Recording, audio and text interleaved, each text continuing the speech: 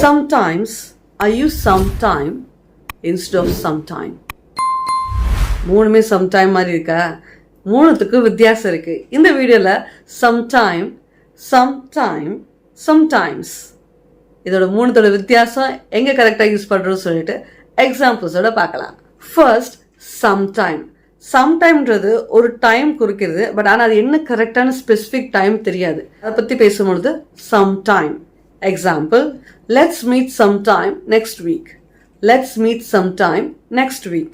Next sometime. ஒரு break விட்டு pause விட்டு சொல்லுவோம் இல்லையா, sometime.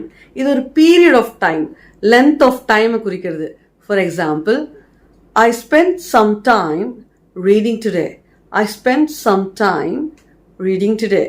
It will take some time to finish the project. It will take some time to finish the project. So எப்பெல்லாம் அந்த some time break இருக்கோ அப்போ அது கொஞ்சம் டைம் எடுக்கும். அந்த நேரத்தை குறிக்கிறது தான் some time. மூணாவது sometimes. இது ஃப்ரீக்வன்சியை குறிக்கிறது. ஒகேஷ்னலாக அது எப்பயாச்சும் நடக்கும், ஆனால் எப்போவுமே நடக்கிற சுச்சுவேஷன், எப்போவுமே நடக்கிற காரியம் இல்லை, ஒரு frequency. I sometimes go for a walk. I sometimes go for a walk. She sometimes forgets the keys.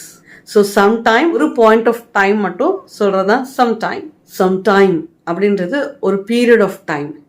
Sometimes அப்படின்றது எப்பயாச்சும் நடக்கிற frequency அதை குறிக்கிறது. ஸோ இந்த மூணுத்துக்கான டிஃப்ரென்ஸ் இன்னைக்கு கற்றுருப்பீங்கன்னு நினைக்கிறீங்க. ஸோ யூஸ் பண்ணும்போது கரெக்டாக யூஸ் பண்ணுங்க. நெக்ஸ்ட் வீடியோவில் பார்க்கலாம். Easy English with Surya Johnson.